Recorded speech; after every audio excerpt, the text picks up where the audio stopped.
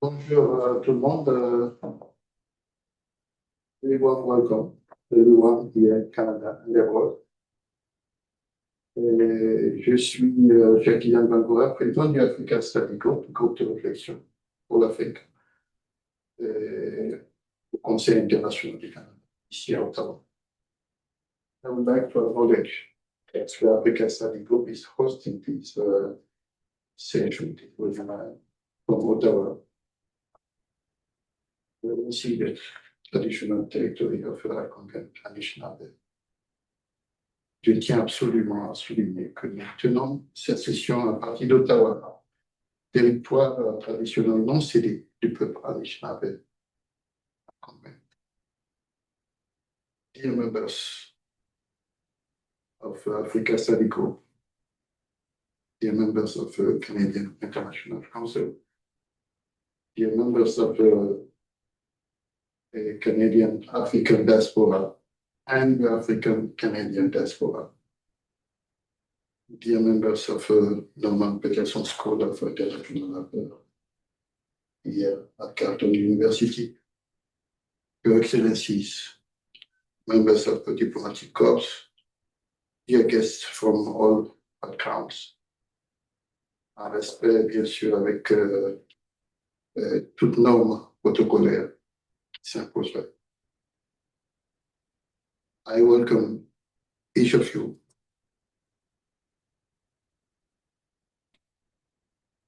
I welcome each of you here in this room and with so many people online. Thank you very much for accepting our invitation.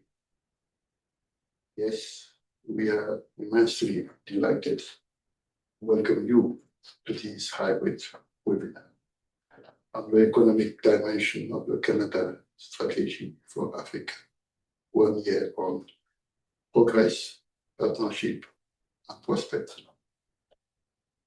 La dimension économique de la stratégie du Canada pour l'Afrique, un après, progrès, partenariat, perspective.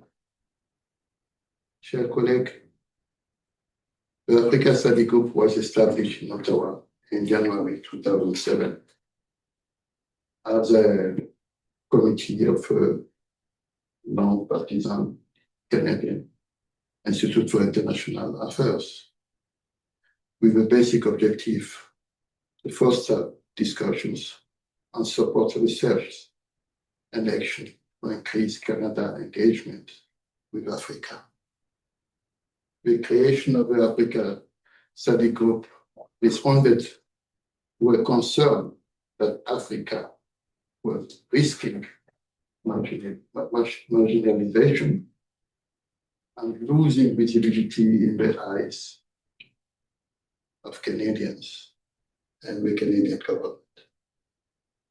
The Africa Study Group therefore took as its role, took research and outreach to rectify the image of Africa among Canadians and to reinforce Africa's place on the Canadian agenda to ensure that African interests issues receive a fair hearing and to avoid Africa's being overlooked and under-evaluated in the formulation of Canadian policy.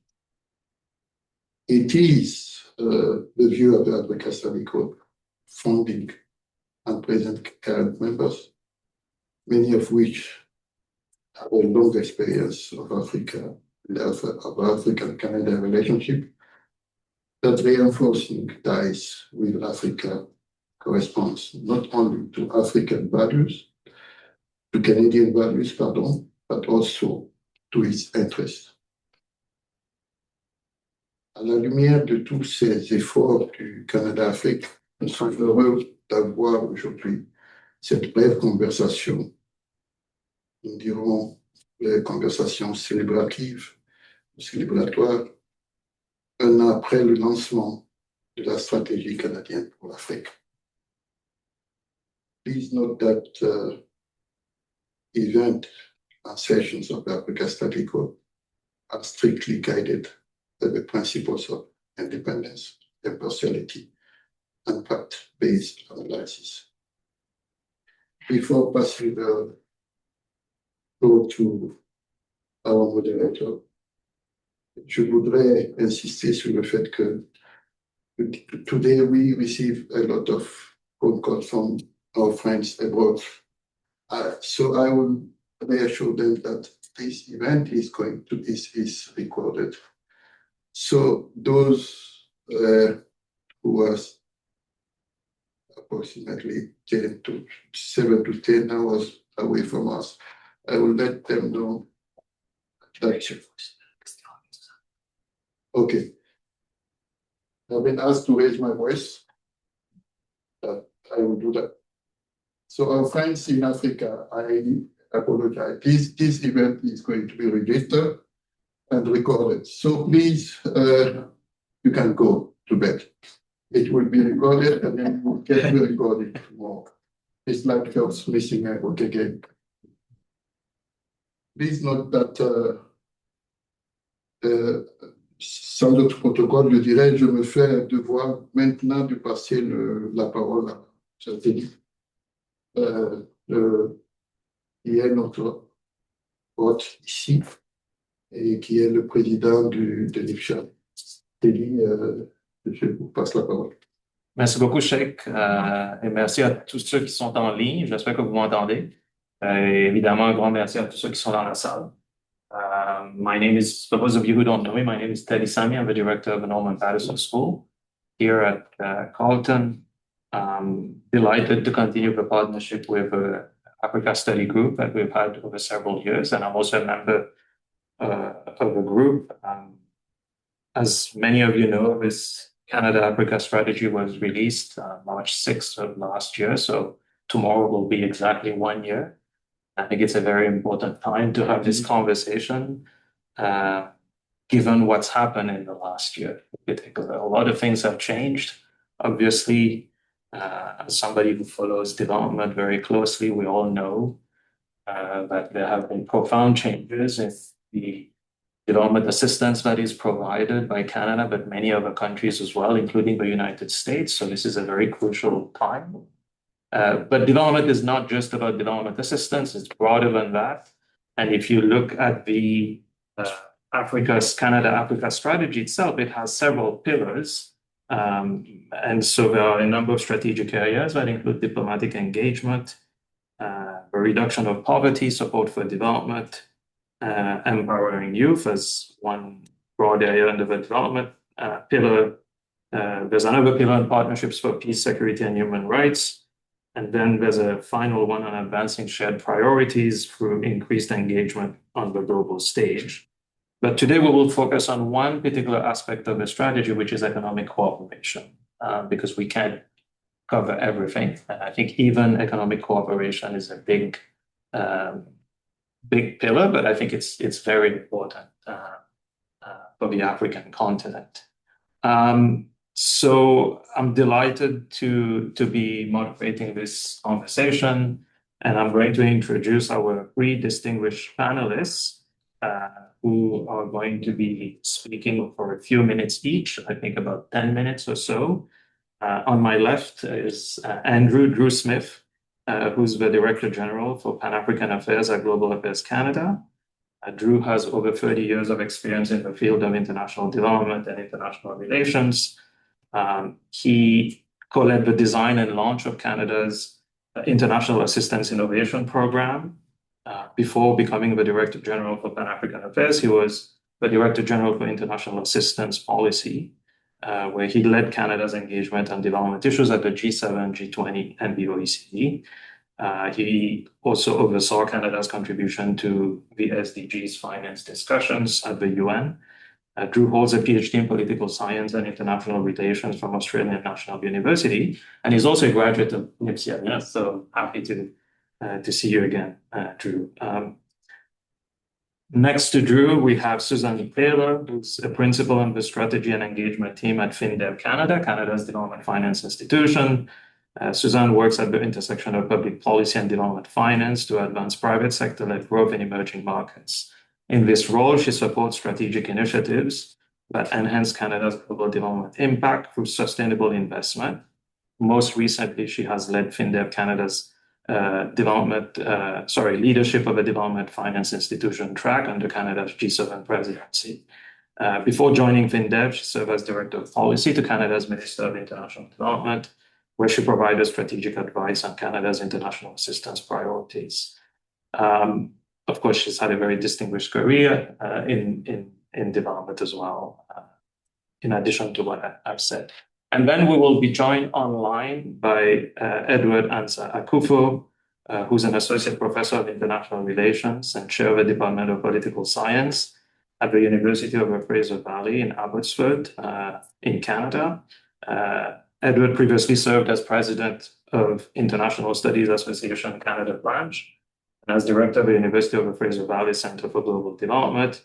His research focuses on Canada's foreign and security policy in Africa, the African Union, NATO interregional security cooperation, and maritime security in Africa. He has published in several academic journals and edited books, and is the author of Canadian Foreign Policy in Africa, Regional Approaches to Peace, Security, and Development. Edward holds a PhD in International Relations from the University of Alberta. I met him many, many years ago, and I'm glad to see him again. In fact, he was a contributor to a book that we did on Canada-Africa relations several years ago. So without further ado, we will start with Drew on my left and then move to Susan, and then Edward will go to you third, if you don't mind.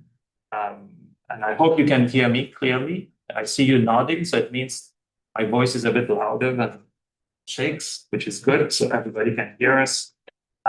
So we will start with you, Drew, and then to Susan, and then Edward, and then we'll open it up for Q&A. Thank you. Great. Thank you, Eddie. And thank you, Shake, and the Africa Studies Group for holding this event today, for inviting me to take a few moments to reflect a bit on a year of implementing the Africa strategy with a focus on economic issues. Just maybe very quickly to say that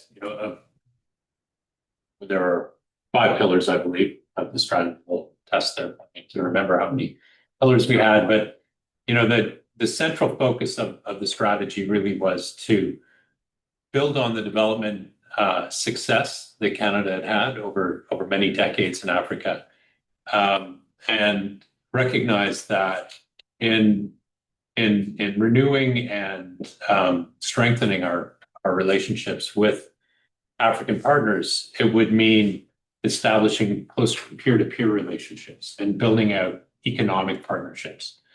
And so that then was kind of a central theme in the strategy. And as many of you know, the strategy took a number of years to get off the ground. There were numerous rounds of consultations. There were changes in focus and leadership in government until finally last March it was announced, and then we had a change of government, and we're in a position then to implement a strategy that I think is fit for purpose, is well aligned with where the government wants to go, but of course, noting that it was developed long before the current government was in place, or in fact, the current government in the United States was in place.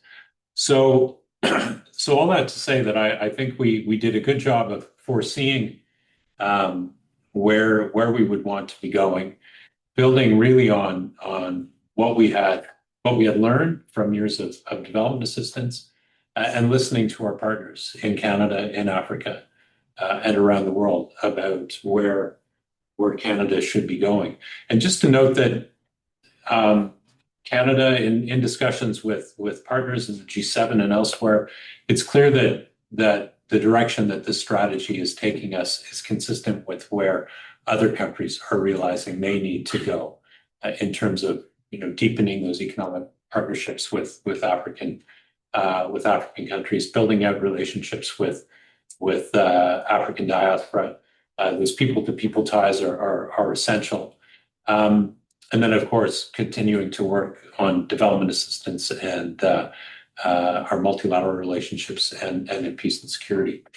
So just then, I'll take a few minutes then to talk a little bit about what we've been doing in terms of economic partnerships in Africa. Just to note that as part of my remit, I'm responsible for the implementation of the strategy, as well as a key part of this of the strategy and of this conversation, and that is the creation of what's referred to as the African Trade Hub.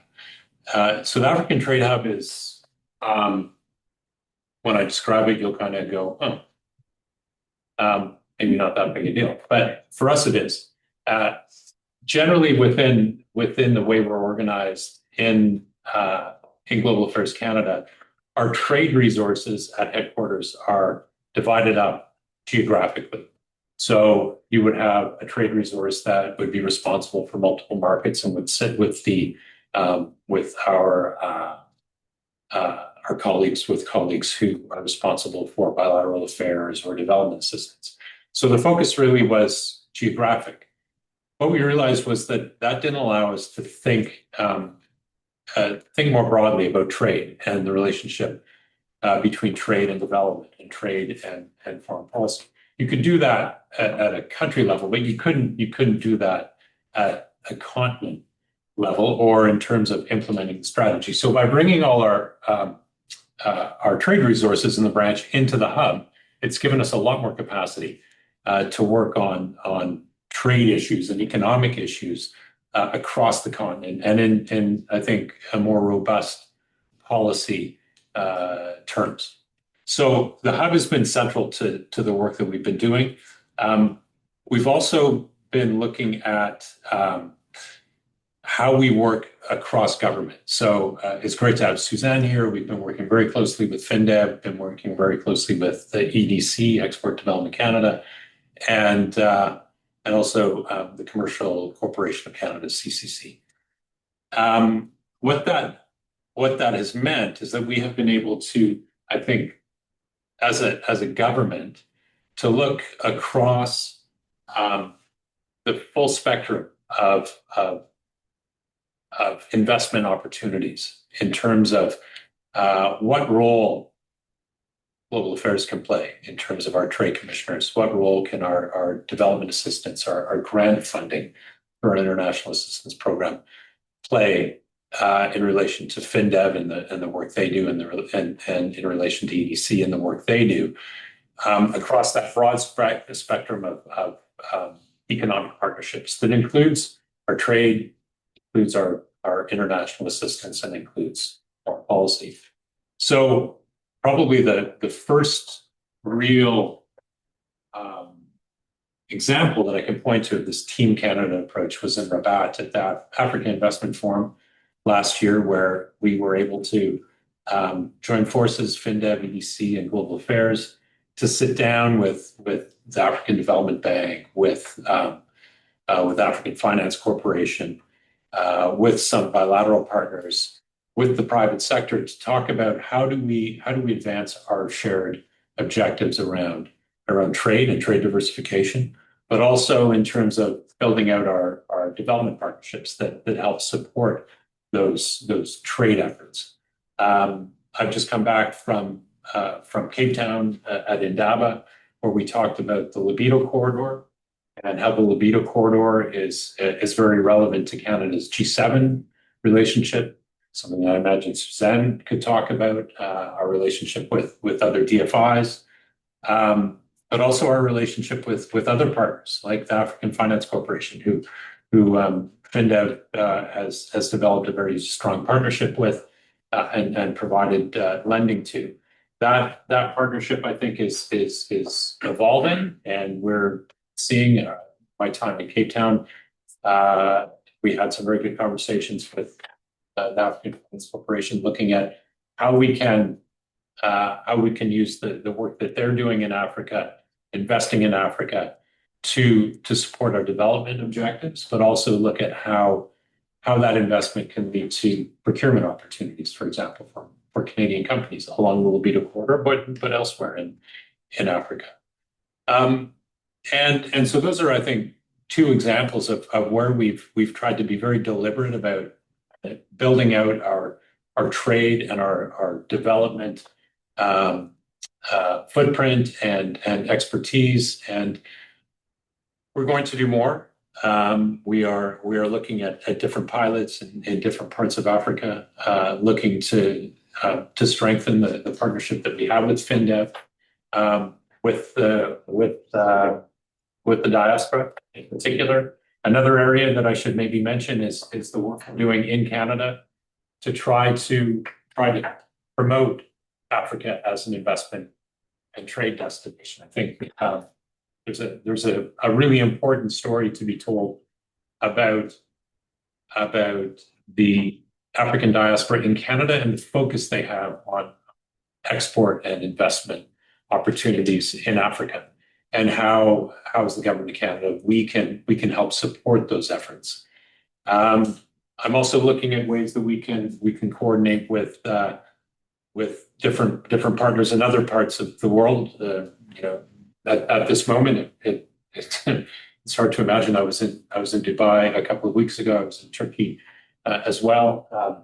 How things change these days, but I do think that in a more stable environment, there will be real opportunities for Canada to help advance trade opportunities in Africa through partnerships that we have in the Gulf and in Turkey, where countries that have already established very strong commercial relationships with Africa, where we have existing commercial partnerships. We're hoping that we can translate that into opportunities for Canada in Africa, which continues to be a market where risk is elevated, where and I say risk, I mean perceived risk, where there's a general sense that Africa is perhaps riskier than it is in real terms. There will always be political risk and credit risk and other kinds of real risks that you have to address when looking at investing. But what I'm hoping we can do is working together across all of our government instruments help reduce the perceived risk of Africa, and look to continue to build on what I hope this strategy has been able to initiate over the last year. Thank you, Drew. You've given us a lot of things to think about. I certainly have a few questions that I will keep in case people don't have anything, but I doubt it. So we'll go to you next. I think you have slides, right? I do. So that's.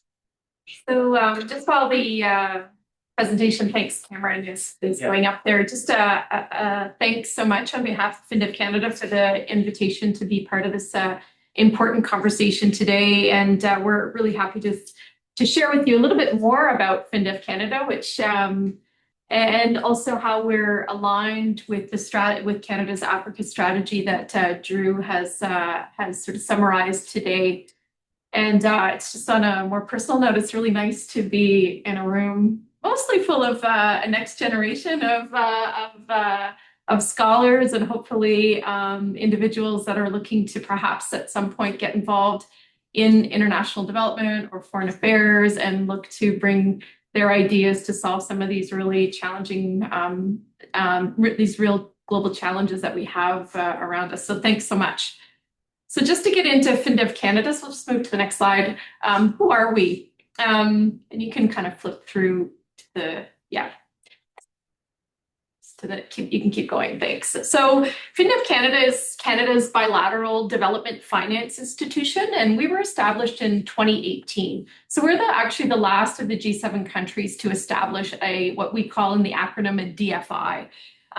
We are a wholly owned, and when the government of Canada decided to create FinDev Canada, it was created as a wholly owned subsidiary of EDC, which actually let us, we have two distinct mandates and different governance structures, but it just let us actually stand up the organization rather quickly. So we didn't have to duplicate efforts, say, around payroll and things like that, and we could focus strictly on growing the portfolio or the front line of the business.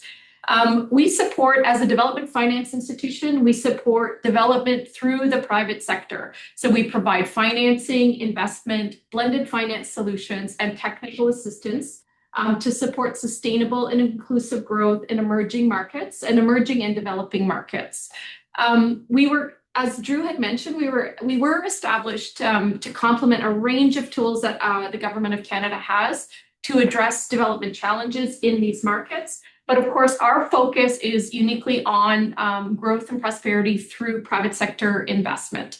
And as a development finance institution, another thing that's important to note is we have a dual mandate, or you'll hear of us talk about a dual mandate. This means that for a transaction that we look at, we need to see development impact, and we as a development finance institution needs to be financially sustainable. So we need to see a return on our investment. This approach actually makes FinDev Canada an effective public policy instrument or tool for the Government of Canada in terms of Canada's economic and foreign policy priorities. We leverage private sector solutions for development impact at scale, and we support development and strengthening of key global relationships for the Government of Canada. And we do so in a way that's very mindful of the financial stewardship that we have so that we can grow government capital.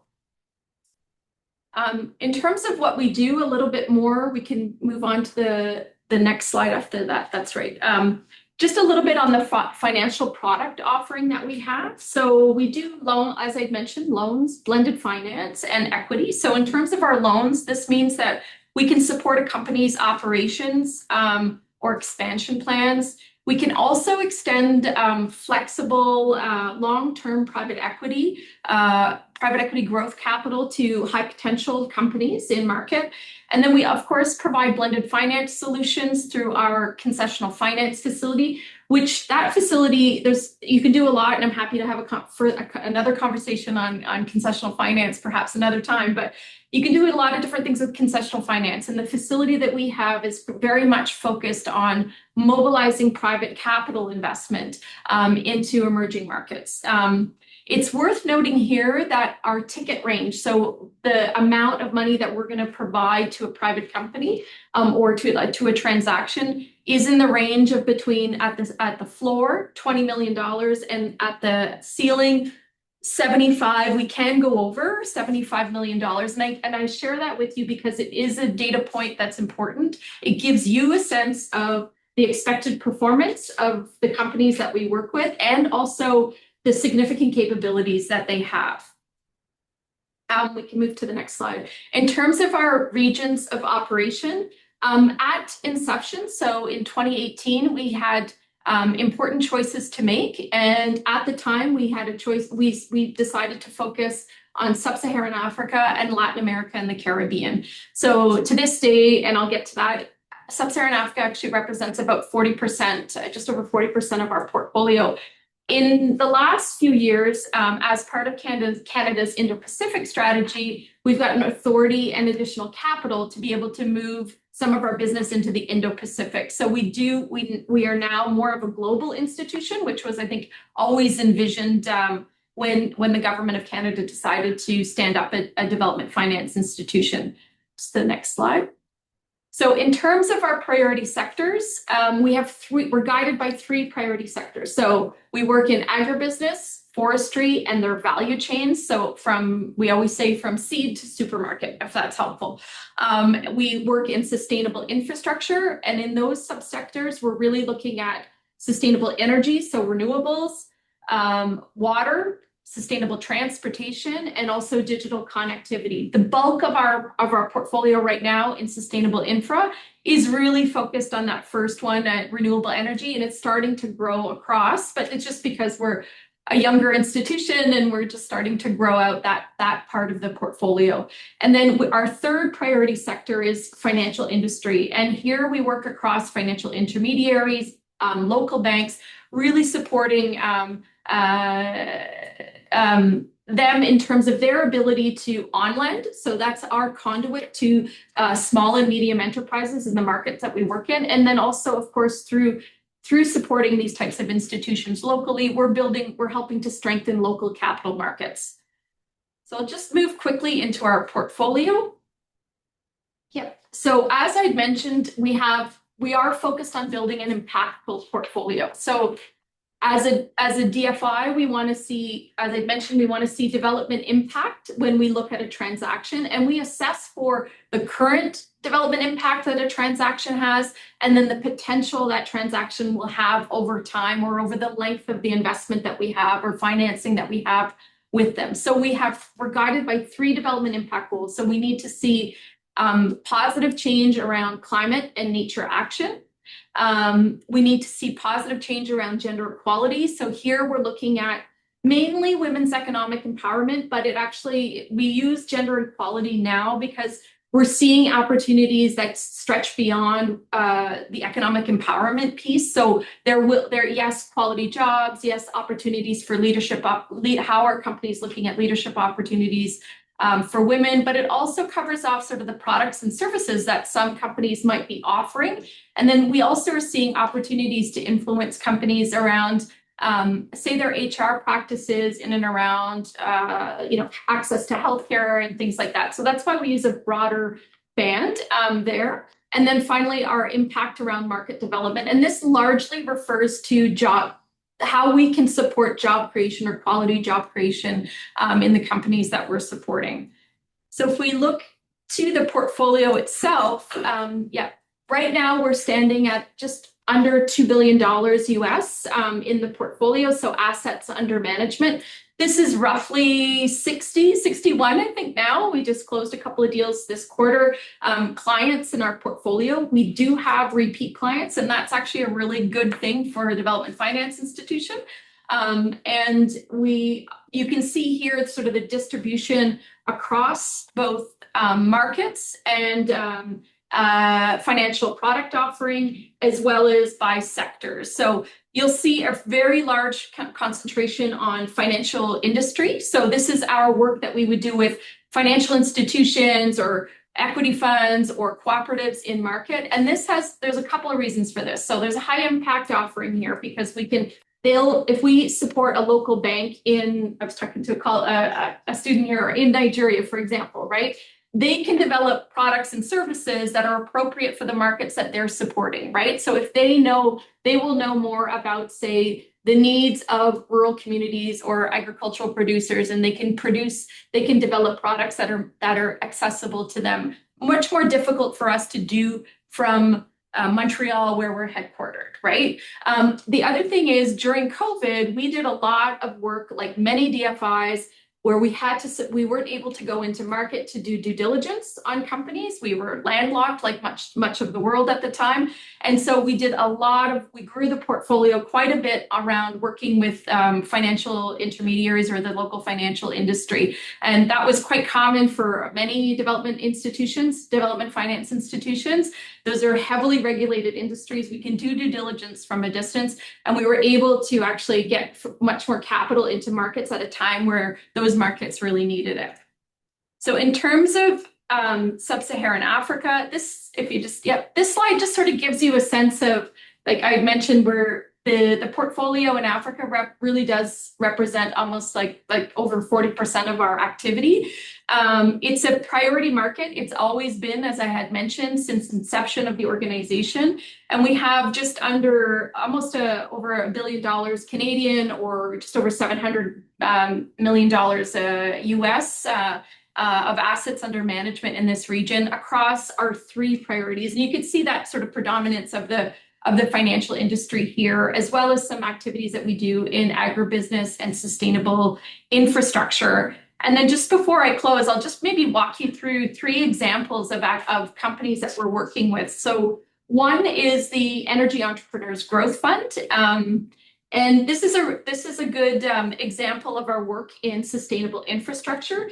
And as I've mentioned, our sustainable infrastructure work is really focused on building inclusive, low carbon, climate resilient economies through renewable energy, transport, and of course, digital connectivity. And this particular fund actually is a good example of Global Affairs Canada and FinDev Canada working together. So in Drew's previous life, when he was the director and of the International Assistance Innovation Program, FinDev Canada and ourselves got together, and so we manage a blended finance facility called 2X Canada that was designed in and around just sort of midway through COVID, and it really was meant to provide capital to smaller initiatives or smaller ticket sizes that would work to address some of the inequalities that were emerging through COVID as a result of the COVID health crisis and economic crisis. So the Energy Entrepreneurs Growth Fund is a really good example of our commitment to sustainable infra in the region. In addition, so this provides sort of off-grid climate solutions to households and businesses. Thus far, the investment has avoided over 500,000 tons of CO2 emissions. It has delivered solar energy solutions to 1.3 million people, many of which are rural and low-income communities across the continent. And the model is increasing inclusivity for African women and African women business owners as well, providing energy solutions for them. A second example in our portfolio around our second priority, which is the agribusiness, forestry, and value chains, is FTISA Food Fund. So as I mentioned, we work from production through to distribution. So in South Africa, FTISA Food Fund is a pan-Africa private equity fund investing in companies across the value chain. So FinDev Canada provided FTISA with an equity investment of $10 million, which has helped to create close to 4,000 jobs and support over 1,500 smallholder farmers, 50% of which are women. And this helps to develop food production, distribution, and markets for Africans and African companies, and also for broader global economy as well. And then finally, to just sort of to illustrate the work that we do with financial intermediaries, the CDRB Bank in Tanzania. So we support this is a good example of our work in that sector. As I mentioned, when we work through the financial industry, we could reach end users that we wouldn't necessarily have the capacity to do so on our own from Canada. So micro and small medium enterprises. CRDB Bank in Tanzania, with them, we provided a loan of $60 million. This is a fairly recent one, so we don't have impact data just driving yet, but we can talk to sort of what we expect to achieve. And the loan that we provided is for on-lending to climate smart companies. So this is a deal that qualifies as the 2X Challenge. Some of you might be aware of that. The 2X Challenge is a set of criteria that allow investors, public and or private, to assess an investment to see how that investment is going to have a positive impact on women's economic empowerment and gender equality. So we use that as a standard. And so this one qualifies for that and is also qualifying for climate finance, I believe. So there'll be the bank itself will be using and developing products. So we call that use of proceeds would go towards women-owned SMEs, and as well as companies that will have a positive impact on climate and nature finance. So I guess just in conclusion, you can see that our approach in Africa is anchored in partnerships. So we work not only with Global Affairs Canada, but also with other DFIs that are maybe a little bit more well-established because they've been around longer than FinDev Canada. We also work with the multilateral development banks. So the African Development Bank would be an example of a really good partner, as well as a client of ours, as Drew had mentioned, the AFC, the African Finance Corporation. At FinDev Canada, we often talk about our business will move at the speed of trust. So in order to build that trust and continue to strengthen that trust on the continent, we are opening an office in Cape Town this spring to 2026. It was mentioned as part of the strategy. We're in the middle of, you can imagine the sort of all of the legal frameworks that have to be put in place before we can start actually underwriting in South Africa. So that is happening. And eventually over time, we'll build up the team that is representative of the organization there. But beyond this, investment in private sector-led growth in emerging markets is critical right now. I mean, to Canada's new direction in terms of foreign policy, in terms of its aspirations around shared economic prosperity, climate, and obviously supply chain resilience. So we are working towards those. The work that we do does help to stabilize markets, or a little bit anyway. In partnership, we can say that we do that, and also deepening potentially high growth markets that are of interest to for Canada's commercial interests. So thank you very much, and looking forward to the discussion. Thank you very much, Susan, and thanks for the slides. I think it's always good to get a bit more, sense of what FinDev does. I mean, for those of us who are familiar with it, we know, but I think some people in the room may not be so familiar with FinDev and what it does. So it's very good to see this, and I particularly enjoyed the last few slides and the examples. I think it kind of shows you concretely what is happening with FinDev. So last but not least, I'm going to switch online to Edward, who's patiently been waiting for us. So Edward, over to you. You have about 10 minutes or so. Can you hear us? Yes, Yeah? I can hear you. Please, can you hear me? Yes. Can Go you also ahead. hear me? Yeah, Thank you. I just want to thank the Africa Study Group, for inviting me, and more importantly, for sustaining this conversation about the Africa strategy. Before I provide some detailed, comments, I would like to make, 5 key points. So, in case my details, doesn't, come, at least, the points will be made. The first point I would like to make is that the launching of the Canada-Africa strategy is a significant, milestone. In fact, many have argued about this point, already, that it also shows the major, departure of Canada's approach to its relationship with Africa, which had hitherto, depended on development assistance and peacekeeping. In fact, the 5 areas, strategic areas of focus, in my view, provide a clear vision and achievable, goals. The second point I would like to make is that the launching of the strategy without additional, funding, is the Achilles heel for its implementation.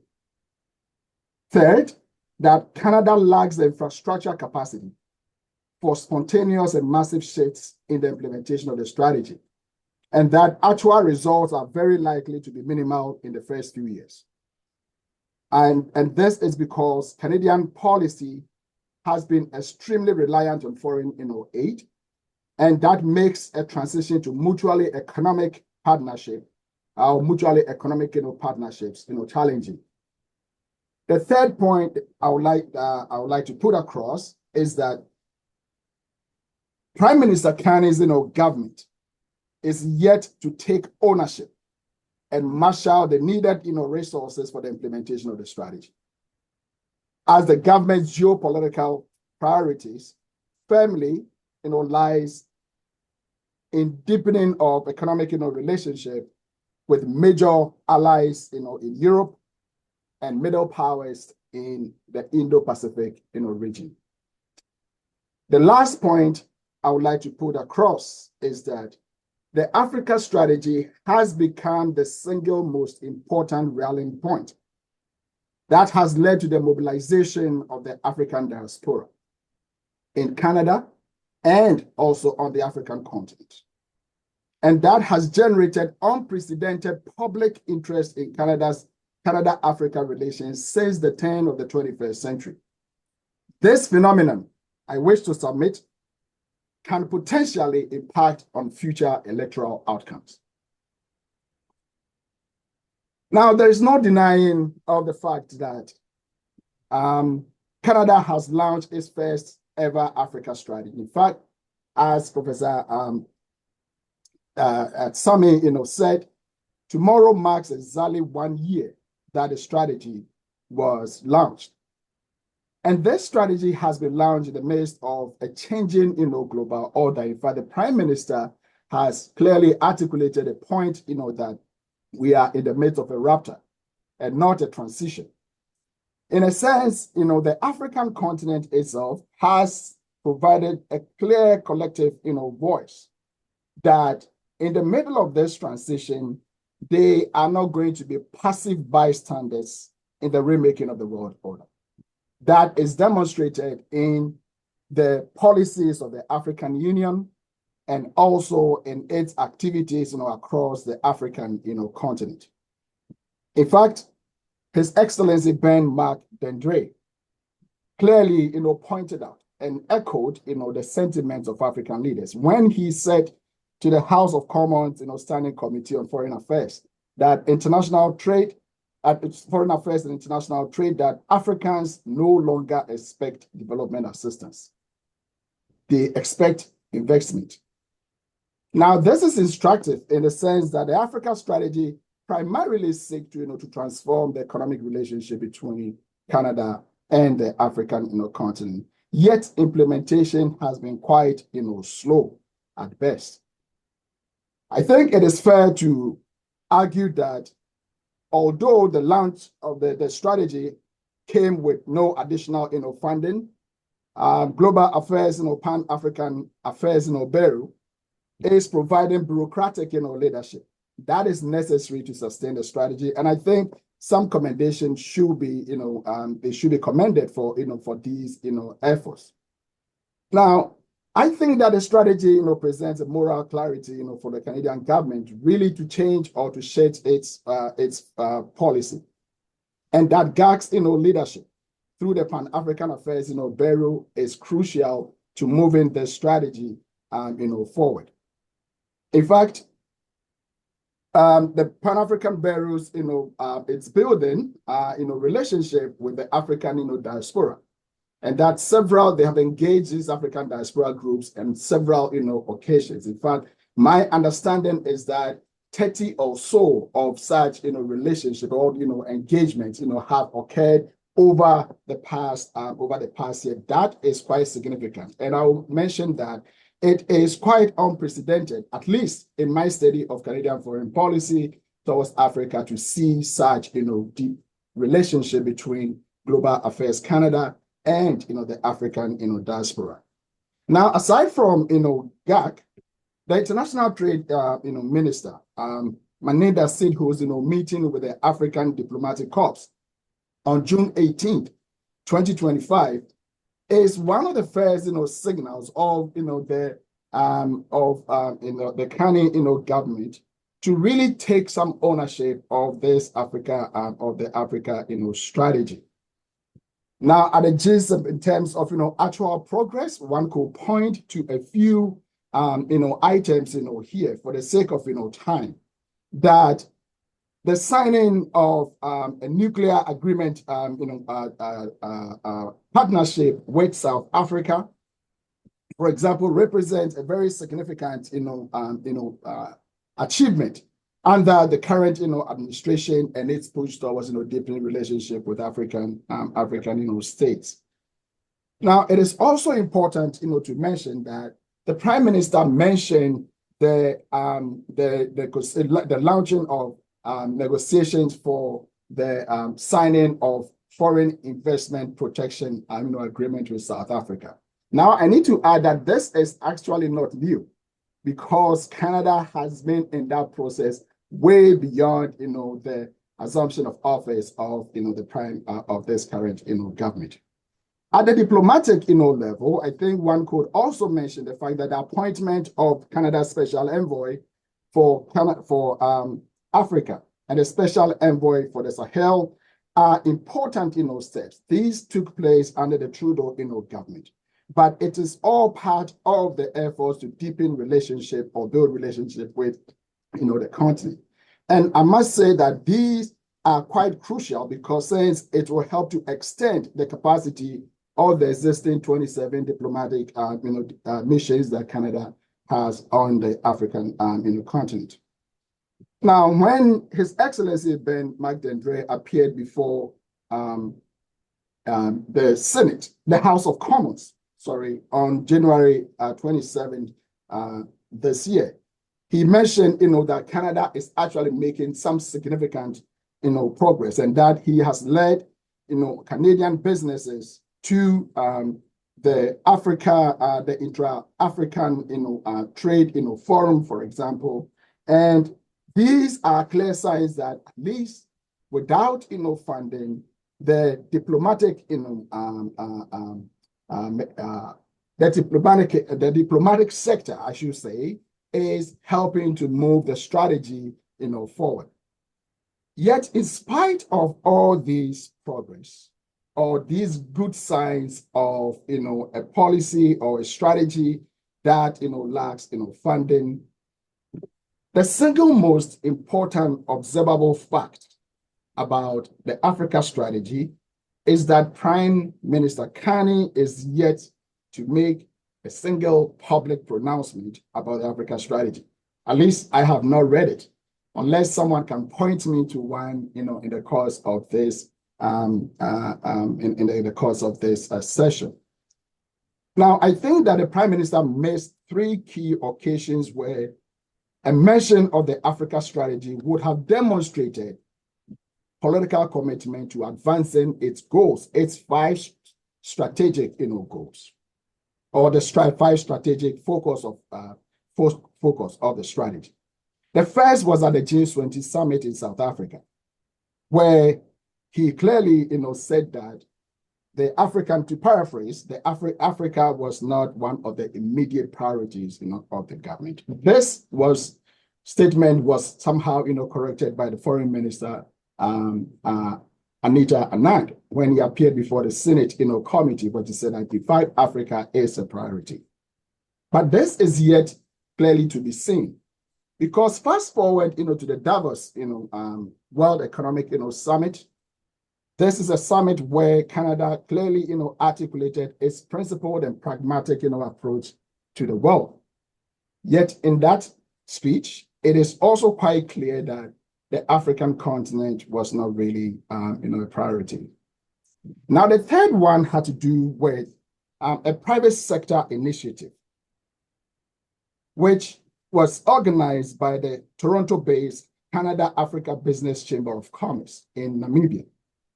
At its fifth Canada-Africa Business Conference in Namibia, the Prime Minister actually sent a message in support of the work there.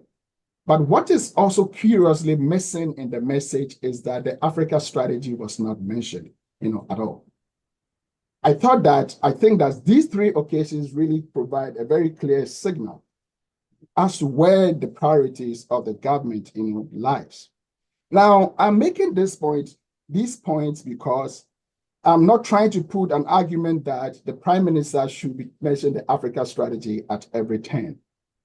But it is based on collective, agreement, at least among experts of Canadian foreign policy, that the Prime Minister actually is the driver of Canadian foreign policy, and that everything revolves around the Prime Minister's office. What that means is that political leadership is important in driving, foreign policy process. In fact, what is happening, and I might say, and I will end perhaps in the next minute or so, is that the lack of, political leadership, or at least the slow political start of the Prime Minister, clearly is in line with the historical pattern. That is, at least since the turn of this century, under Prime Minister Creighton, under Paul Martin, Stephen Harper, and Justin Trudeau, what unites these governments is that they all began to take serious attention or pay close attention to the African continent just at the tail end of their government. But Prime Minister Carney doesn't have that luxury. Why do I make this statement? It is because for the first time, Canada has launched a strategy, and that, whether for good or bad, the performance of his government in relation to the African continent will be solely based on the strategy. And this is linked to the mobilization of the African, diaspora and interest groups, around, the country. So what does this mean for the overall, strategy? I think the point here is that bureaucratic leadership of GAC and support by other government, departments are crucial for pushing this strategy forward. But it requires the leadership of the Prime Minister and the Prime Minister's, office, in my humble, opinion. Without that leadership, it is going to make it extremely, challenging to put the necessary political, administrative, and financial resources in support of moving the strategy, forward. And that it is also important, as I bring, my talk, to close, that the African diaspora, groups, which have emerged, in support of this strategy, are good signs of, helping to provide the domestic, support. But foreign policy is a national, or it is a state-led activity. And therefore, it is important to mention that diaspora groups' activities should be followership and not leadership. In that sense, what I'm calling on the Prime Minister is to show that leadership and not substitute diaspora engagement as, pushing the foreign policy, agenda forward. But there is also a little word that I would like, to share, or perhaps, mention to the African Diplomatic Corps, that as the AU itself is projecting a collective, voice for transforming Africa's relationship with the world, it is also essential that the African Diplomatic Corps demonstrate such efforts, here, at home, to send the strongest signal to the Canadian government in support of implementing the strategy. And I think I'll end my comments, here. Thank you. Thank you very much, Edward, for offering an academic perspective to the conversation. So now I'm going to open the floor for Q&A. I think the way to proceed is probably to take a few questions at a time and then go by rounds. So we'll start with people in the room and then maybe have a couple of questions online. You can briefly introduce yourself and then ask a question. Oh, thank you. My name is Tommy. I'm a first year political science student at Carleton. I'm basically I'm African diaspora. I lived in Africa for a long time. I'm here studying Canada, but I have a question for basically Canadian strategy. Like global powers like China, right, through the Belt and Road Initiative, and Russia through like Wagner PMC recently are making huge strides in Africa, really massive strides in Africa. But like, how can Canada differentiate itself? Because China is offering investments, trade, financing. Russia is bringing up military. The question is effectiveness or not, but they're offering military options. How can Canada differentiate itself as a long-term partner? It can be the African continent. Thank you. Okay, thank you. Anybody else in the room? Joe? Thank you very much. Mine is a bit of a comment and also maybe a question. And I'm Joe Atamesa.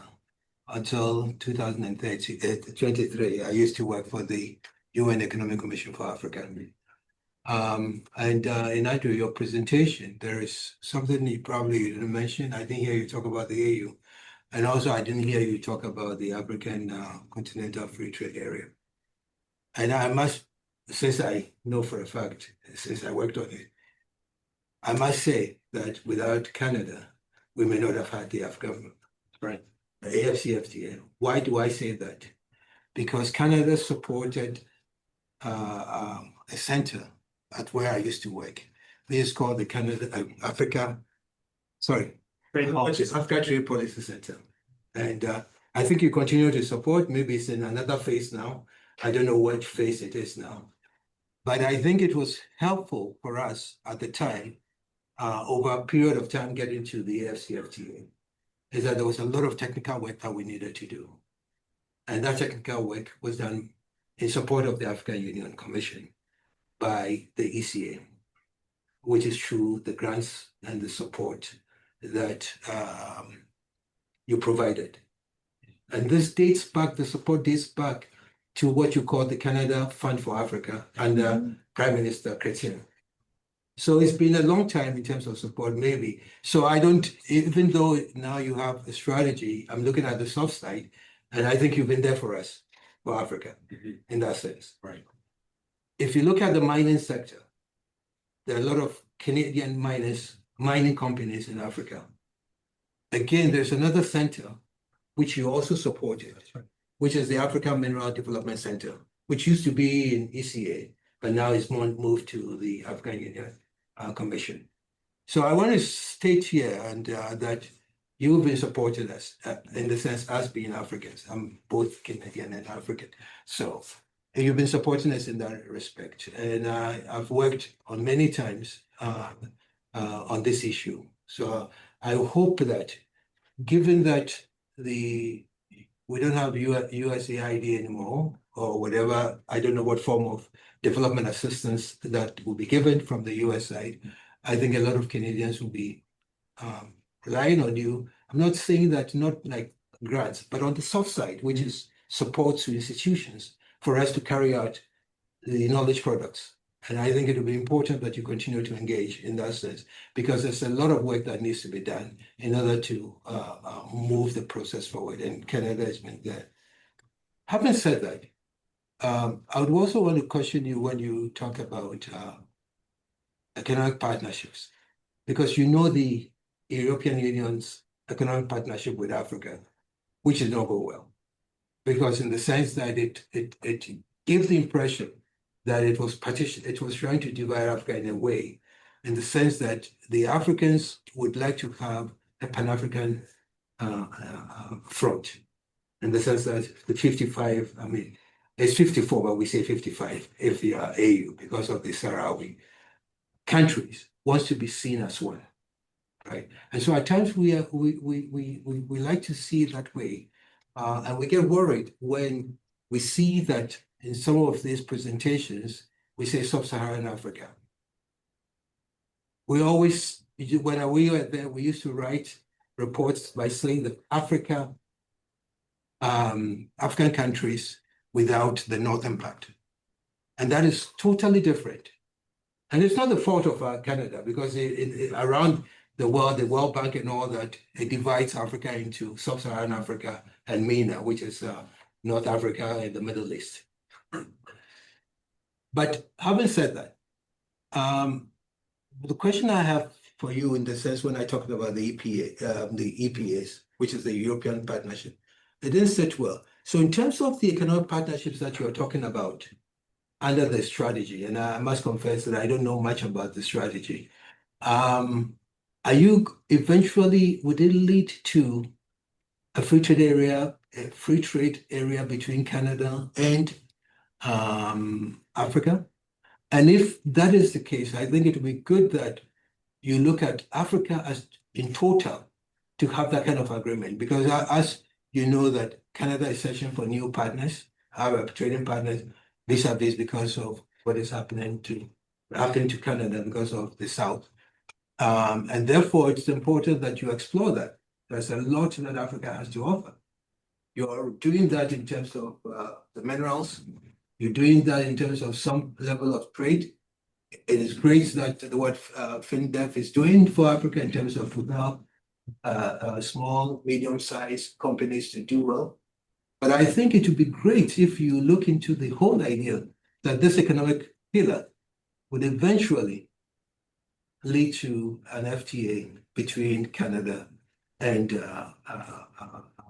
Africa as a bloc, between the AU and that would be my pitch. And therefore, if that, in that sense, if you decide to go that way, where I used to work, do the feasibility studies through the support that you already give to explore studies that could look into what are the benefits, because at the end of the day, that's what counts.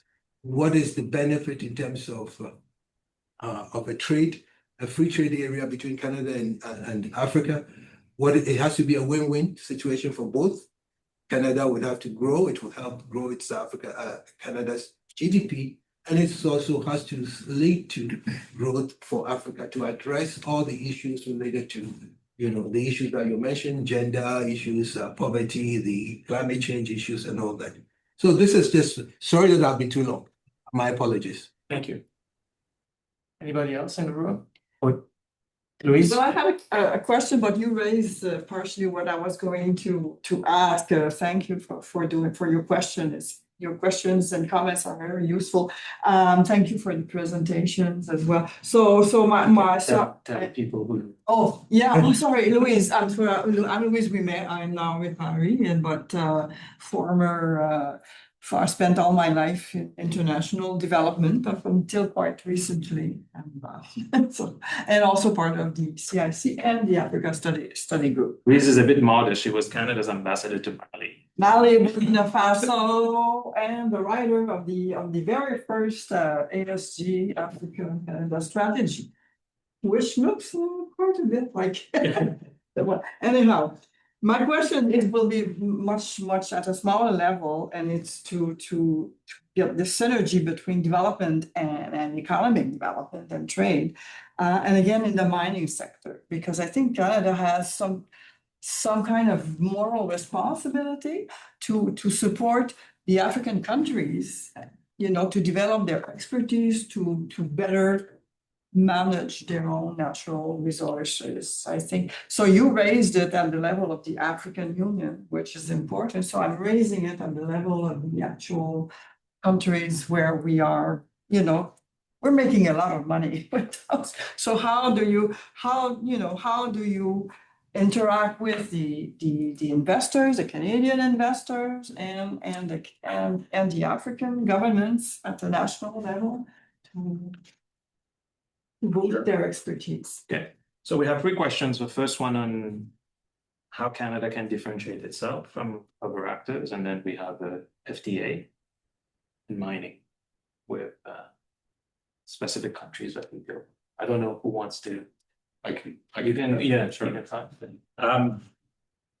going to first jump on the AFCFTA. Thank you very much for raising that. I didn't raise it. I was trying to focus on the last year.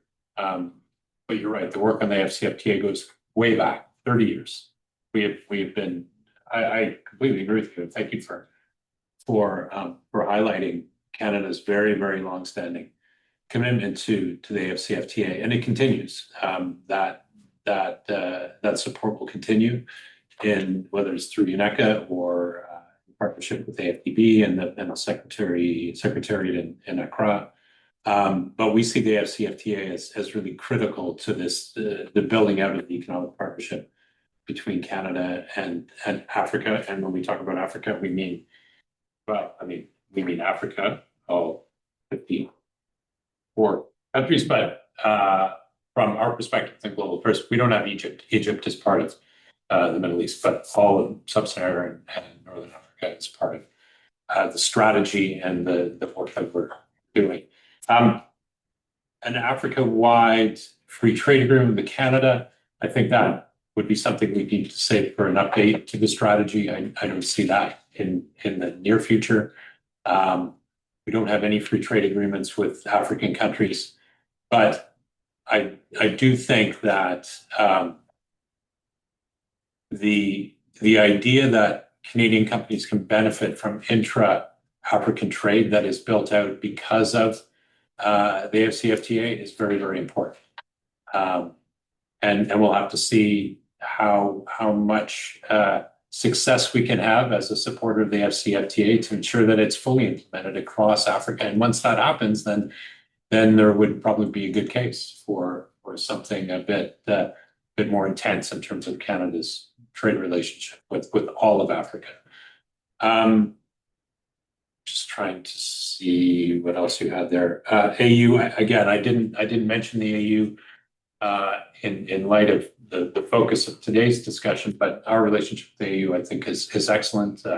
Ambassador Diandere has mentioned a couple of times, but the work he's been doing in solidifying that relationship, I think, has been very important. We've had 2 high-level dialogues. We're looking at having another one soon.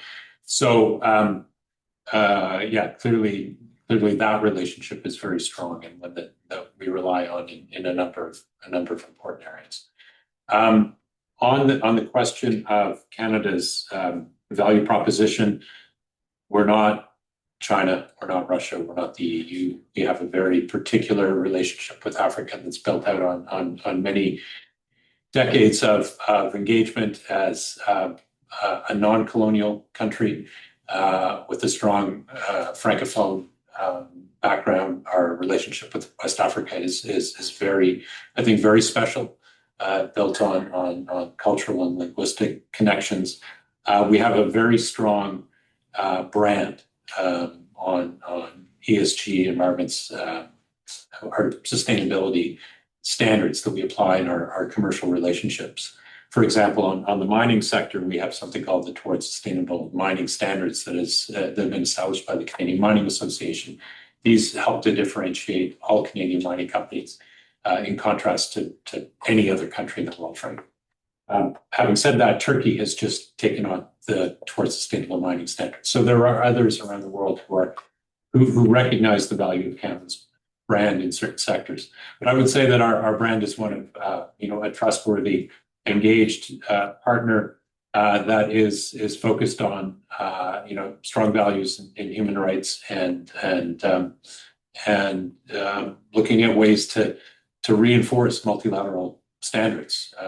Read the Davos speech. This is something that we recognize that what we're seeing is an erosion of those standards. Canada wants to be there to maintain them and finding ways to partner with countries on that basis. So I would say those are important ways that Canada is differentiating itself.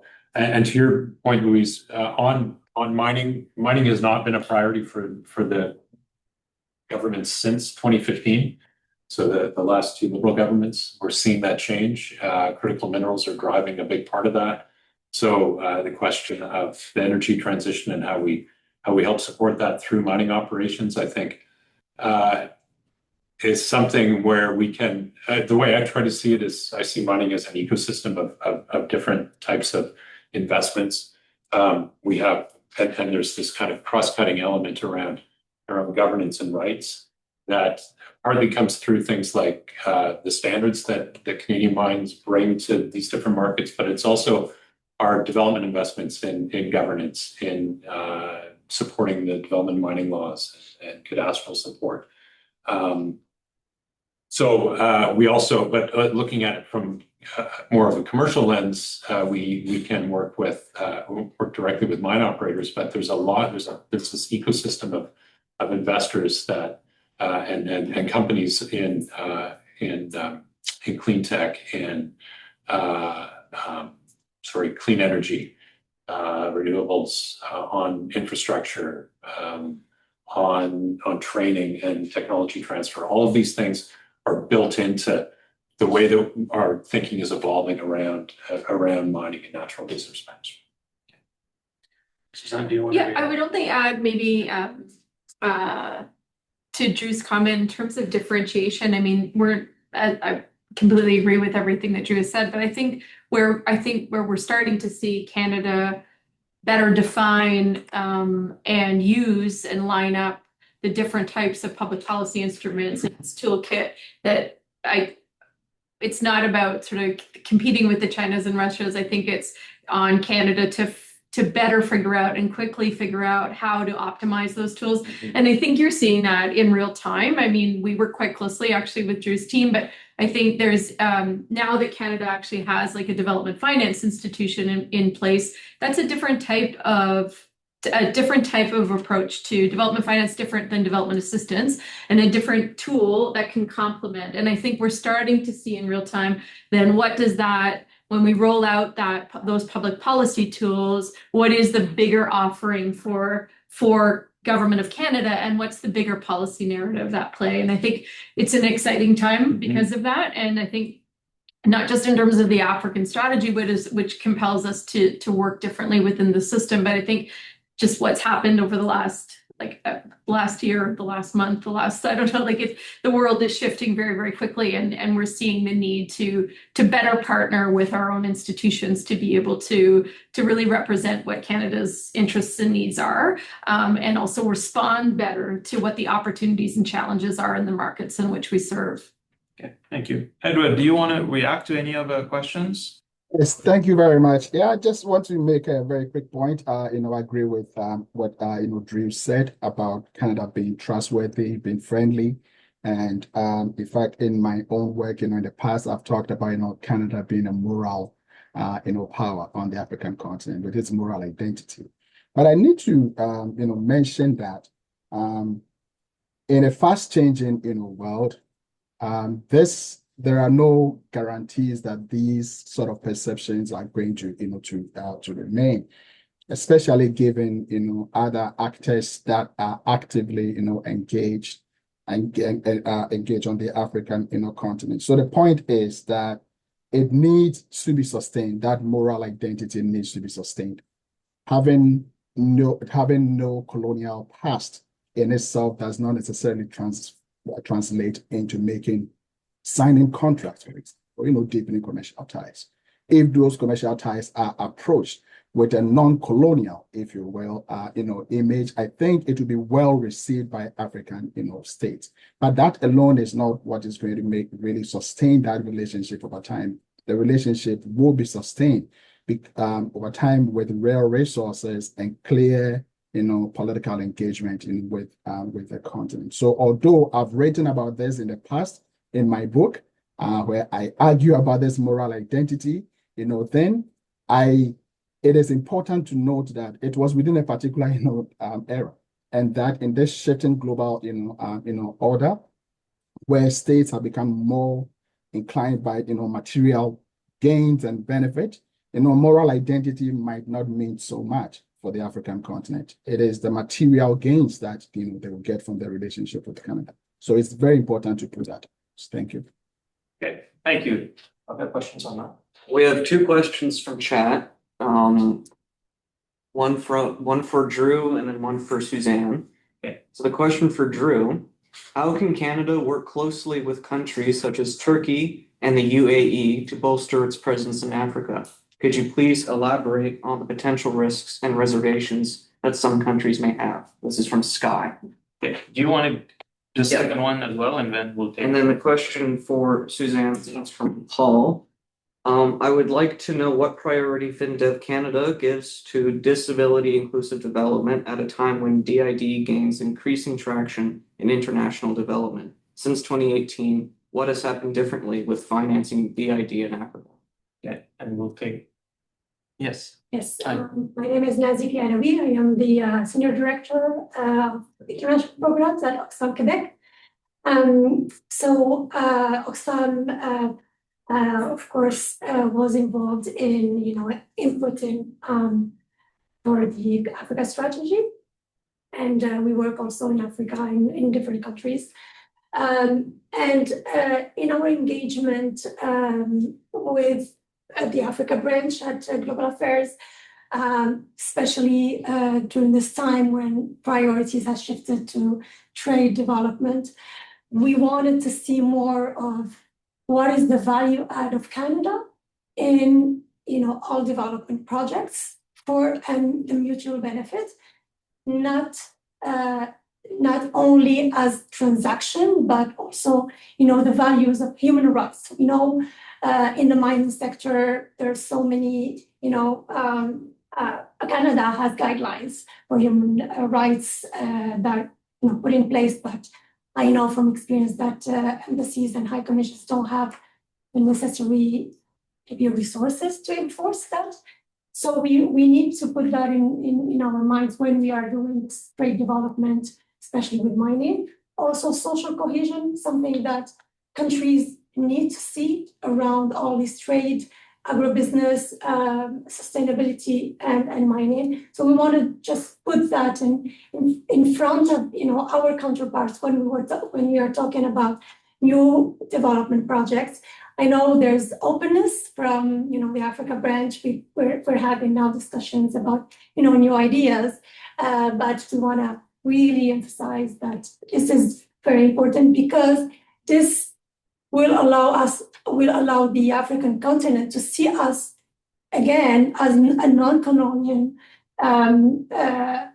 middle power, but a country that brings also values in every relationship. Thank you. Yes. We'll take one more. Sure. Yeah, yeah. So I just wanted to say first, thank you very much for the presentations. I learned a lot. My name is Marjan Montazemi, and I served with the UN in Africa, and I'm currently occasionally doing consultancies.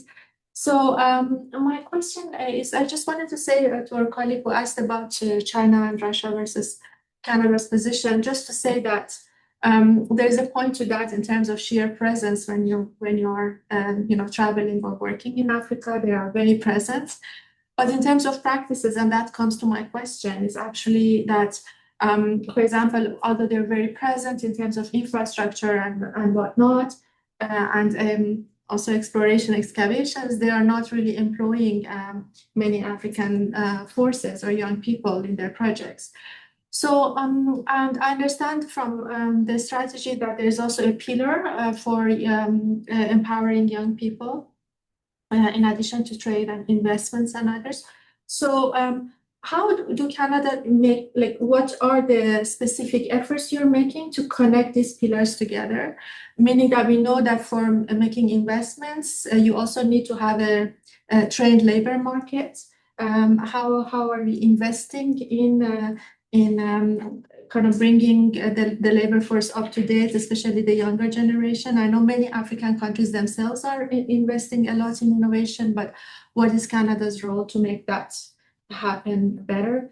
And about the mining, I agree that when you travel, especially in West Africa, that the impact of the mining companies is not always necessarily the most positive in terms of the image for Canada. So in terms of some of the labor issues around child labor, etc. So just that's on the side. Thank you. Let's do it the other way. Edwin, do you want to react first to any of these questions? Yes, just a quick, comment about the very last point about that last question about whether specific efforts are made, to kind of, connect these, pillars and support, for young, African, people. It is important, if you read, the strategy and all the 5, strategic areas of, focus, that in fact they are interrelated. In fact, economic opportunities have implications for, creating, have implications, for example, for the environment or creating job opportunities for young people and all that. I think what is really one of the things that is not so clear is how different government departments have bought into the Africa strategy. In my presentation, I think I did mention that it appears that Global Affairs Canada and Pan-African Affairs in Peru really are taking leadership in implementing the strategy. But as to whether, for example, the Department of National Defense or we have Environment Canada, whether these these departments are heavily involved is yet to be seen. So it is very important to bring a whole of government kind of approach, in my view, to this strategy to make sure that it is implemented and for Canada to really achieve that mutual beneficial objectives for which the strategy was initiated. Yeah. Thank you. Sure. I mean, in terms of the question that I was asked with regards to disability inclusive development, I mean, I'm not in a position to speak to where that particular issue fits within broader Canadian international development policy or in, but just to understand maybe how that issue could be or maybe not can be or maybe not be addressed. So when we're working, a development finance institution works directly with the private sector, right? So when we look to provide financing to a company, and we're looking to have, in our case, we look for impact around the 3 areas that I had mentioned. So a potential way of looking at issues related to disability inclusiveness would be then to ask investors like development finance institutions or private investors to be able to look at an investment through a disability inclusive lens. And so where that is at with regards to both investors like DFIs or private investors, I'd have to go back and look at how that issue is being addressed. I would imagine in a lot of cases, it's actually the frameworks and the type of industry frameworks are probably not at our disposal in terms of how can company X, or like the companies that I showed in the presentation, how are they addressing disability issues within their companies? That's where we would have to have that conversation with a client. How that is working, how that is being addressed by the broader development finance institution sector. I'd have to do a little bit of more research to be able to figure out, to come back with a more fulsome answer. But we wouldn't, that would be our entry point to be able to look at that particular issue, like alongside how we would look at, say, issues in relation to gender equality. We would assess a company alongside objectives around disability inclusiveness if that was part of our investment strategy. And so would a development finance institution say that was looking at that particular impact. But in terms of broader policy framing, maybe Drew's in a better position to be able to speak to where disability inclusiveness lies right now. No. Sure. Just quickly, I can.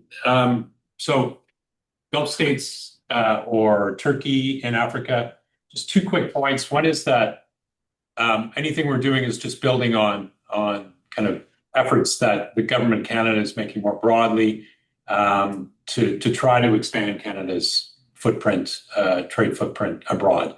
And in terms of discussions we've been having with non-African countries, or rather organizations like chambers of commerce in Turkey or UAE or other countries, they often will talk about third country markets. And so Africa generally tends to be a priority for those markets. So when you start to talk to Turkish companies or Emirati companies, a lot of them have very strong relations with Africa. So then the question is, okay, well, how can Canadian companies who are already in these markets then look at Africa in ways that are, as I noted, help the Canadian companies see Africa as a less risky market. And again, when I say Africa, I mean all of Africa, and I mean those, when you look at Turkey, you look at the UAE, they are embedded in almost every market in Africa. You look at where Emirates flies, you look at where Turkish Airlines flies. It's quite remarkable. So it's really building on what are existing relationships in those markets with Canadian companies, and noting that those markets already are well established throughout Africa. So that's the logic there. Oxfam Quebec, yes, trade development. Yeah, we continue to build on the values that have defined our development assistance over time. So the issue of rights and how that plays out in terms of child labor or labor rights, those continue to be essential. They're essential to the way that we set out expectations for Canadian companies to be engaged in these markets. And so the degree to which we can support that, through support to legislation or enforcement in any countries in Africa through our development assistance, that will continue. Broadly speaking, the development side of the trade and development is really focused on the enabling environment for the private sector and trade. And so we think of it as kind of systemic. It ideally will benefit Canadian companies, but Canadian companies need to go to those markets and get some benefit from those development investments. But ideally, it's also helping companies in those countries. So SMEs in Ghana, for example, and allowing them to engage more effectively in those markets, hire staff, hire youth, to your point, and also access to finance. That's the other thing we think is important. So building a local local capital markets, and supporting the financial sector and making sure that those funds are available for the local private sector, but then also seeing the downstream benefits for Canadian companies in those markets. On the issue of youth empowerment, we see this from a number of different perspectives. We see it from a peace and security perspective. We recognize that unemployed youth have a way of undermining peace and security and good government in many parts of Africa. We try to address this through technical vocational training, ongoing support to the education sector, it really is about engaging youth in governance in productive ways, keeping them out of areas that undermine security and promote authoritarianism. And technical vocational training is a key part of that. And we are doing it through the African Union as well on a macro scale. Thank you, Drew. Yeah. Are there any questions online? Yeah, we'll select a couple more questions from chat. This one is from Gina.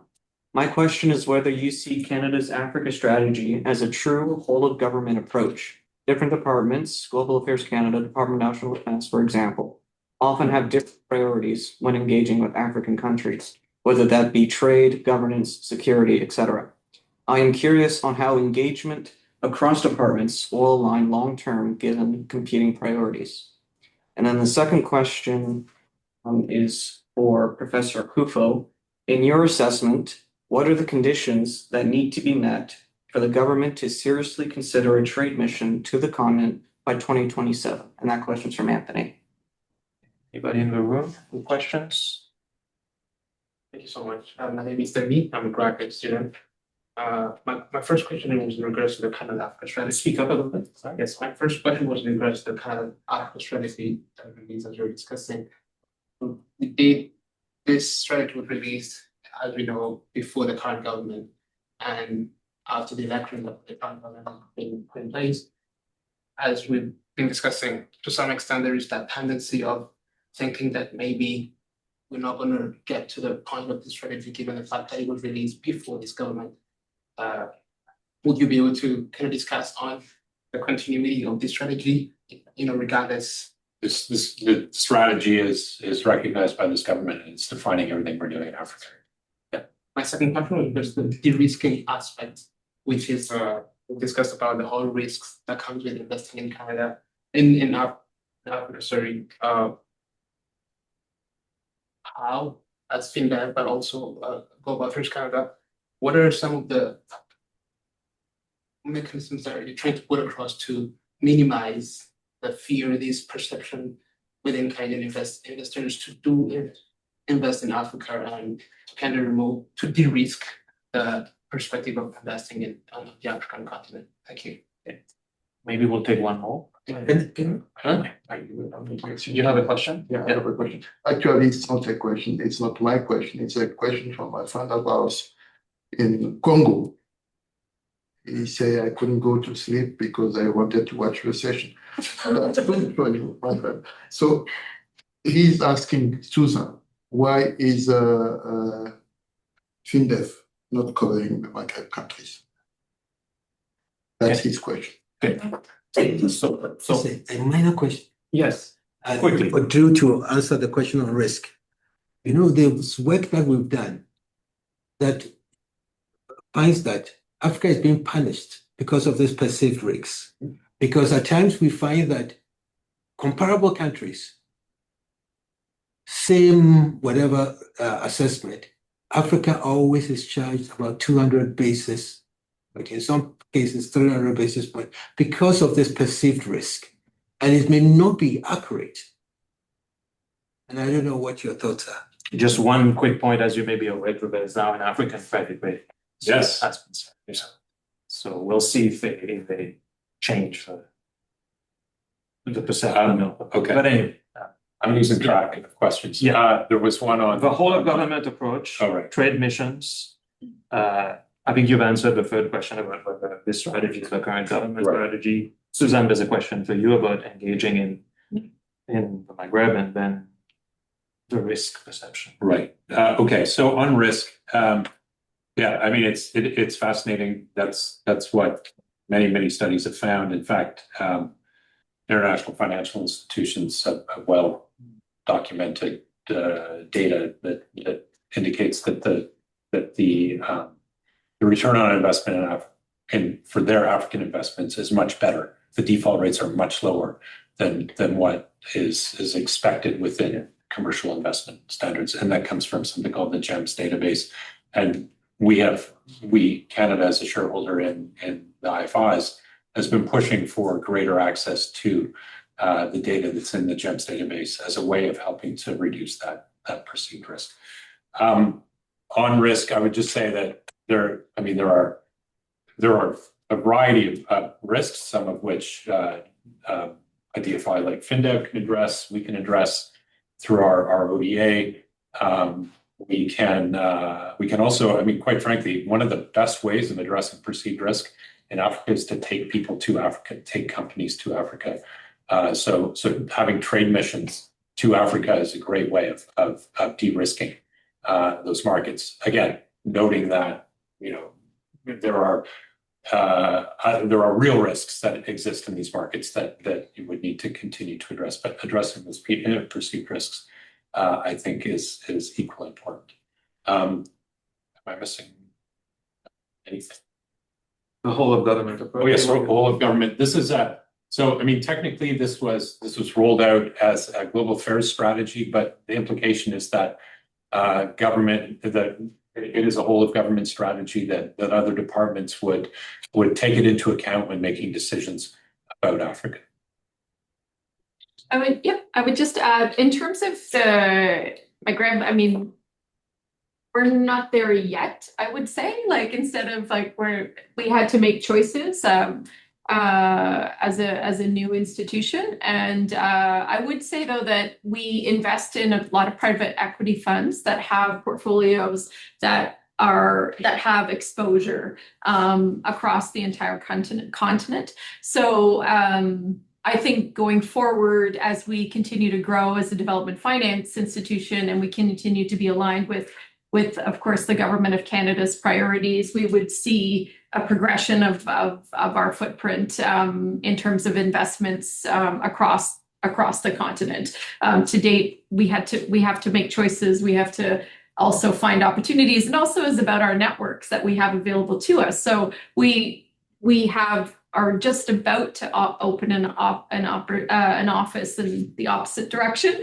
but that alone is an important step for a young financial institution, and then from there we can grow. But it is very difficult in a market the size of the continent of Africa to have networks, build credibility, find commercial activity that we can invest in. And so there was strategic choices that had to be made since the beginning of the organization. And then on risks, I would just echo Drew's comment. Like, there are things that donor countries can do to support stronger enabling environments that can help to decrease that perception of risk. Strong legal requirements, strong legal frameworks and requirements, regulatory environments are really key to increase private investor growth. And also private investors need to see,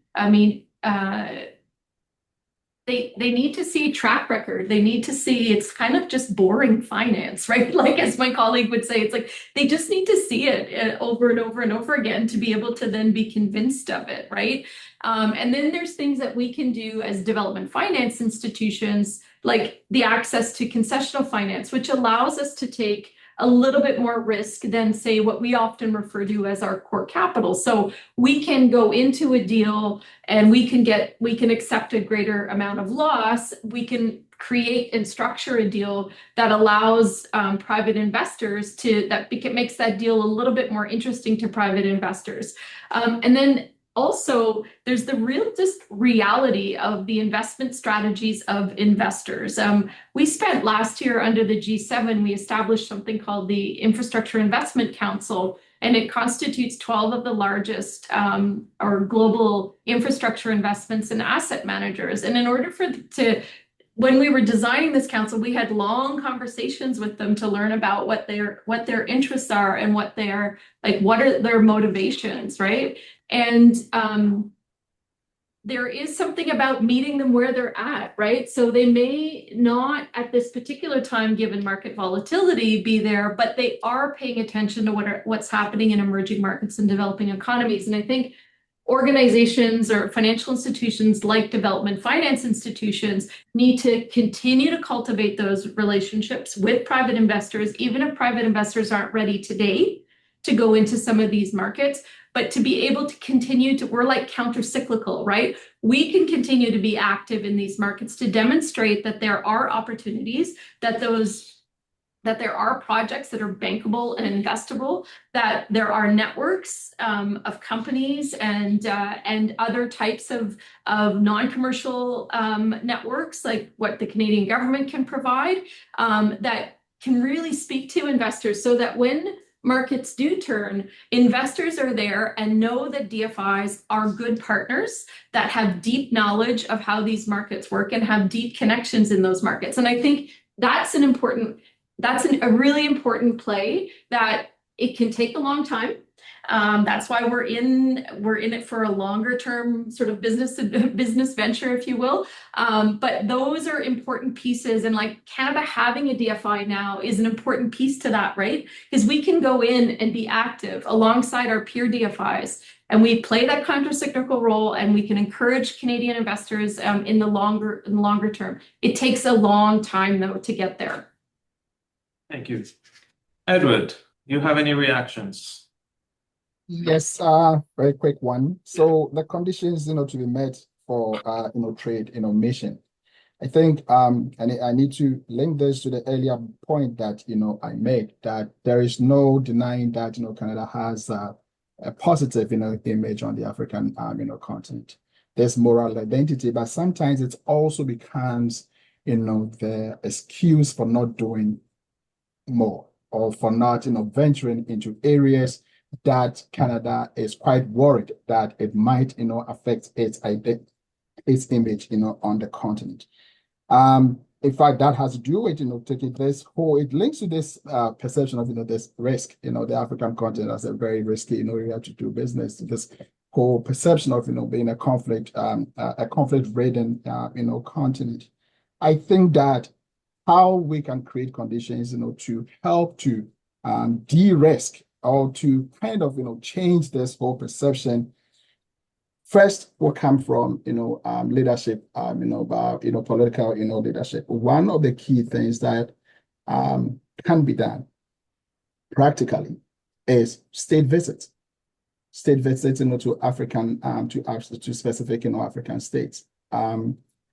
These should be planned, state, visits, in my view, not around, for example, La Francophonie, summit, or for G7 summit, or Commonwealth, summit, or the African Union, summit, for example, but specific, state visits, to specific African countries, basically to try to send a message, to Canadian public, especially, the business, sector, that Canada is ready to really seriously engage, these countries, and to engage this continent.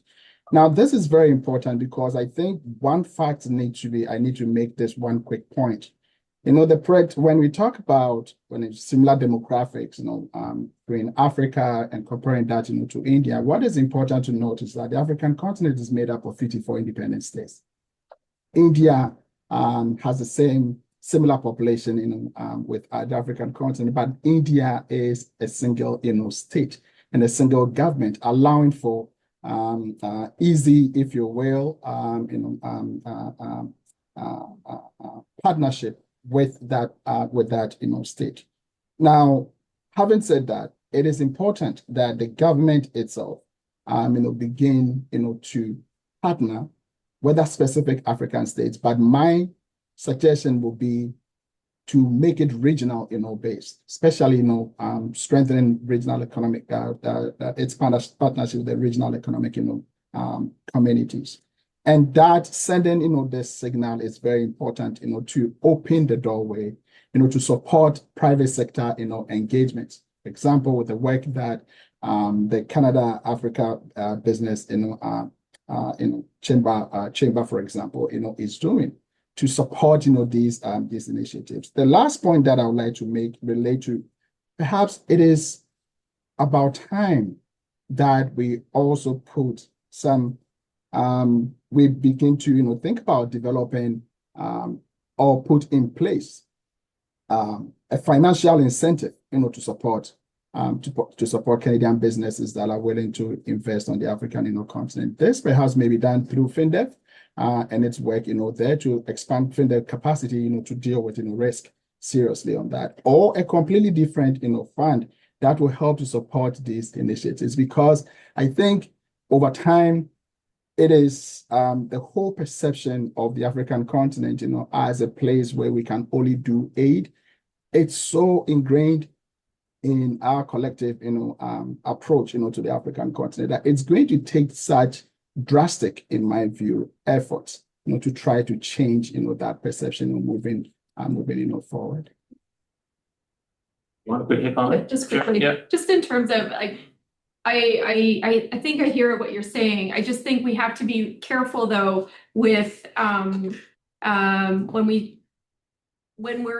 it's really important that we support commercially viable opportunities so that they are sustainable. And we don't want to get into the business of over subsidizing the private sector and then find out that those opportunities are just not actually financially viable and they're going to fail.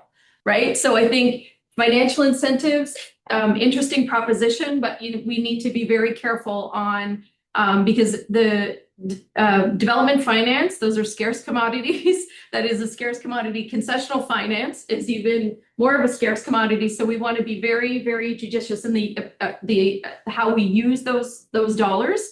And we want to make sure that the commercial opportunity is indeed a viable commercial opportunity that is going to be financially sustainable over time. And we can, as a development finance institution, take more risk than, say, a commercial bank. But we also need to see financial return in addition to development impact. And so we don't want to get into a situation where we're encouraging those opportunities that aren't actually going to be viable. And incentivizing the wrong things. Okay. Thank you very much, everyone. So, merci à ceux qui sont en ligne aussi pour vos questions et d'avoir participé à cette rencontre. Évidemment, merci à tout le monde dans la salle. So thank you, everyone, for being here, and look forward to seeing you again at the event. A big round of applause to